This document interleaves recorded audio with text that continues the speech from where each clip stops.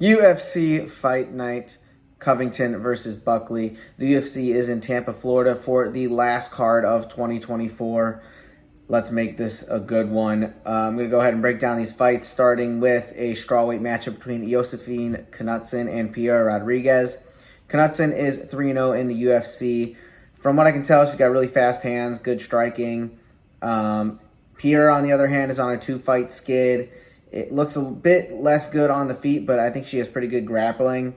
She's landed a takedown in each one of her fights, has Piera Rodriguez, and Knutsson has shown not the best ability to get up, so it feels like Piera's probably going to be guaranteed a round on the cards going into this matchup. I think Rodriguez can have a pretty good shot at winning one of those other two rounds that are hypothetically up in the air, so we're taking Rodriguez to win this one by decision. Next fight up is a bantamweight matchup between Davey Grant and Ramon Taveras. Grant is 2-3 in his last 5 fights, but it feels like he should be 3-2 because he kind of got robbed versus Marcos in his most recent fight. Marcos is showing up on this card, so a little bit more on him later. He's a super awkward guy to fight, which I think kind of gives him a chance in all of his matchups. Guys really are not used to fighting opponents quite like him. He's got pretty good grappling. Obviously, he had that reverse triangle choke finish versus, I believe, Rafael Assunção, which I've never really seen a submission like that before. Davey Grant pulled that off. Taveras, on the other hand, is 1-1 in the UFC. 2 of his last 3 fights were against the same guy, Sergey City, and he split those wins. One, he got knocked out in the Contender Series, which I guess was contentious apparently, but in the rematch he did squeak out a decision win over City. He does not look like the most well-rounded fighter, but he's definitely got a lot of power in his hands, fast hands as well. So while Davey Grant is probably the more well-rounded guy out of these two, I kind of like Roman Taveras. I think he's the more dangerous guy. He's going to land the more punishing blows. We're going to take Taveras by decision. Next up is a women's flyweight matchup between Miranda Maverick and Jamey-Lyn Horth. Maverick is one of the biggest favorites on this card. She's 4-1 her last 5 fights, taking on Jamey-Lyn Horth, who is a short notice replacement. I think Horth is pretty solid, but short notice versus Miranda Maverick is really tough. I don't know how well Jamey-Lyn Horth can prepare for the grappling of Miranda Maverick. She's pretty uniquely good at wrestling for the division, super strong. I think Maverick wins this one by decision versus her short notice replacement. Next up is a featherweight matchup between Miles Johns and Felipe Lima. Felipe only has one UFC fight under his belt, which is versus Muhammad Naimov. He won that matchup by submission in the 3rd round. Really just outlasted Naimov in that fight. Naimov was pretty depleted by that point. Definitely an impressive performance regardless. But I still feel like I need to see more from him before I'm super confident in backing him, especially when he's taking on a guy like Miles Johns who's had loads of UFC experience. Johns is fighting up at 145, I believe, for the first time in a little bit. He's fought at bantamweight in recent memory, but Johns is going to be a really tough opponent. He's not the kind of guy who I think you can just pull off a crazy submission against. I mean, Lima landed a rear naked choke versus Naimov, while Miles Johns does not have a neck for Lima to grab. I think Johns is just going to come in. He's got a lot of that UFC experience, and I think he's going to beat Lima on the cards by decision.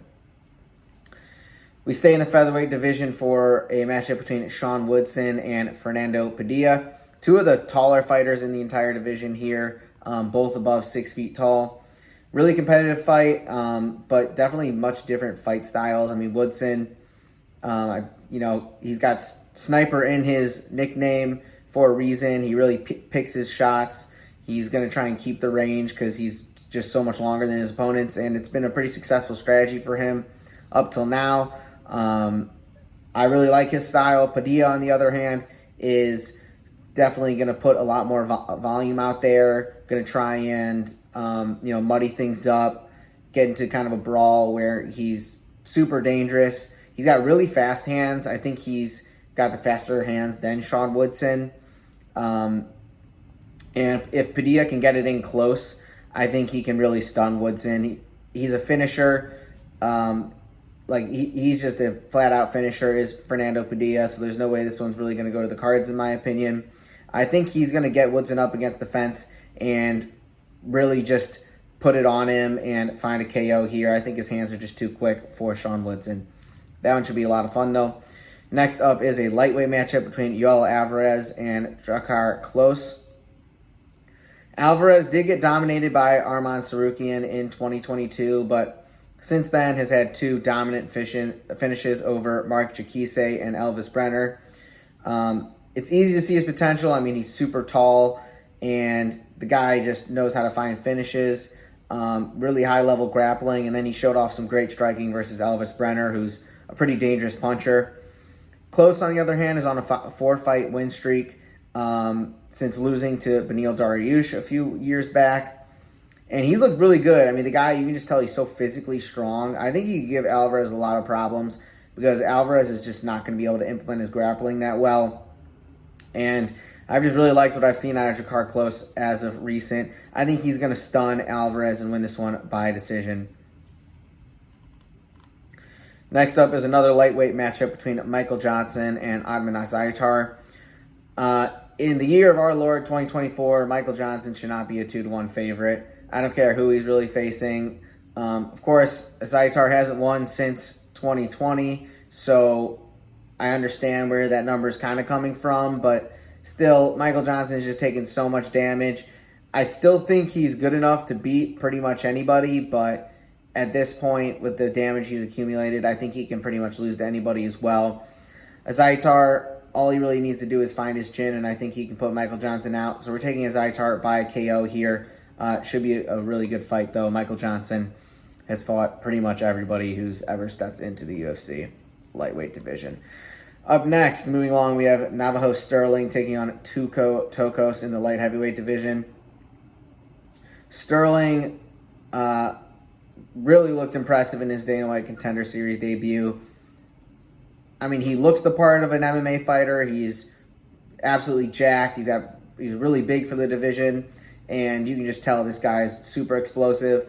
But then he backed it up in the cage, finding a crazy left hook knockout, one punch, walk-off KO. Showed off a lot of power. We know that his kickboxing is going to be on point. He trains out of City Kickboxing, and I really think he could be the next big thing out of that gym. He wouldn't be 5-0 already on a UFC card if he didn't have serious potential and a pretty impressive skill set already. I think he's going to find a KO versus Tuco Tokkos pretty quick here. Next up, we have a bantamweight matchup between Adrian Yanez and Daniel Marcos. Marcos is still undefeated in the UFC, although I do feel like he lost one of his most recent fights to Davey Grant, which I touched on a little earlier. But besides that one stinker, he's looked really good in all of his other UFC fights. Really well-rounded. I mean, I think he might be the best fighter coming out of Peru right now in the UFC. Yanez, obviously, we know he has good hands. He's got that boxing background, and he's coming off a round 1 KO over Vinicius Salvador. But I think Marcos is the more well-rounded guy. He's got more weapons at his disposal, and I think Marcos wins this one by a decision. He's just got to look out for the bombs from Yanez. Next up is a light heavyweight matchup between Vitor Petrino and Dustin Jacoby. Petrino's huge favorite here. I see where that's coming from, but he really needs to make up for that terrible loss to Anthony Smith. He got caught in a gilly. That's not going to be something that he really needs to look out for versus Dustin Jacoby. That fight definitely left a bad taste in my mouth. Anthony Smith just pretty much as soon as he showed him his neck, it was a wrap. Definitely the inexperience gap there was apparent. And while he doesn't have to worry about any sort of submissions here with Dustin Jacoby, he does have to worry about a guy with years of experience, a lot of high-level kickboxing experience. I think Dustin Jacoby is one of the more underrated guys on the roster. Yeah, he's 1-4 in his last 5 fights, but I think he's a lot better than that record indicates. So I'm not really sure what kind of game plan Petrino is going to come into this with. Is he going to look to trade with Dustin Jacoby? I mean, he definitely has a lot more power, and if they're both landing at a similar clip, I mean, Petrino's going to put him out pretty quick. But yeah, I don't know. I think he could definitely implement the grappling here. I mean, we've seen him do it before. So we're just going to take Vitor Petrino by decision here. I think I would like to see him get a KO over Dustin Jacoby, who's been finished a bit as of late, but it's not going to be that easy. And I think if he messes around on the feet too much, it could spell trouble. So I expect him to implement his grappling a bit here and win this one on the cards. Next up is a flyweight matchup between Manel Kape and Bruno Silva. Silva's super hot right now. I think it's safe to say he is the best Bruno Silva in the UFC. He's got 4 straight finishes, most recently over Cody Durden, where he landed a nasty uppercut up close. Durden's really tough guy, one of the better guys in the flyweight division, so definitely got a lot of attention for that win. And it really feels like Bruno Silva's going to have to make it dirty versus Manel Kape, and I don't really see Manel Kape letting that happen. I mean, he's got really good kickboxing. I mean, and I think if in a strict kickboxing match, I would take Manel Kape versus pretty much anybody in that division. I like his odds. I think he's that skilled, super quick, and he knows how to just use his movement really well. So I think he's going to avoid taking any unnecessary risks here and win this one by decision over Bruno Silva. Our co-main event is a featherweight matchup between Cub Swanson and Billy Q. Cub is obviously a dangerous striker. I mean, that's been his game for years and years now. One of the, original guys on the UFC roster. So he's been around forever, coming in with just a lot of experience. He hasn't really gotten a significant win in some time. I mean, his 3 most recent wins were over Hakeem Tuwodu, Darren Elkins, and Daniel Pineda. So, I mean, yes, he's getting some wins, but he hasn't really beat, I'd say, anybody a whole lot better than him in recent years. Quarantillo has had a lot of ups and downs as well. He manages to find himself in a war in pretty much every fight he's in, which I think that's kind of the type of fight that Cubs Swanson could have a lot of success in as well. So it definitely feels like Billy Q could get caught. But that being said, I kind of like Billy Q's just youth, stamina in this one. If it's going to go late, I think Billy's just going to have a little more left in the tank to seal the win here. So we're taking Billy Q by decision. And then finally, we have our main event. It is a welterweight matchup between Colby Covington and Joaquin Buckley. Potentially, this could be the last main event we see Colby Covington in. It feels like the game has kind of passed him by. His style that got him a title shot, which was just cardio over everything, heavy pressure, wrestling, a lot of forward movement. It just hasn't seemed to really work for him a whole lot as of late. I feel like at his peak, he definitely was one of the best welterweights in the world, and he had some really close fights with Kamaru Usman. I definitely think he could have won one of those matchups versus Kamaru Usman, but just never really did quite enough to take the belt. And at his age, I just think cardio is one of the first things to really go. He's going to be in there with in a 5-rounder with Joaquin Buckley, who's a lot younger, a lot more motivated, I'd say, because he really hasn't had that big payday yet. Buckley's really on the up and up. He's got, I think, 3 wins all in this year. He's still undefeated at 170, with pretty much the world's his oyster right now. A win here puts him very much in the title shot or title eliminator conversation. And yeah, I think I really loved what I've seen with Buckley. We know how explosive he is. It felt like at 185 it was never really going to happen for him. He was just too small. But the move down to 170 has been really incredible for him. And I think there's no doubt that he made the right choice there.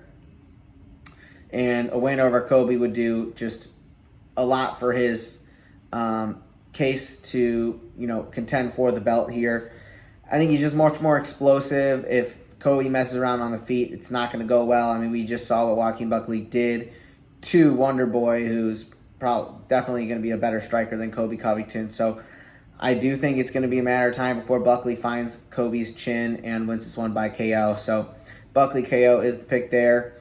That is the last breakdown of the year. So we will catch you in 2025.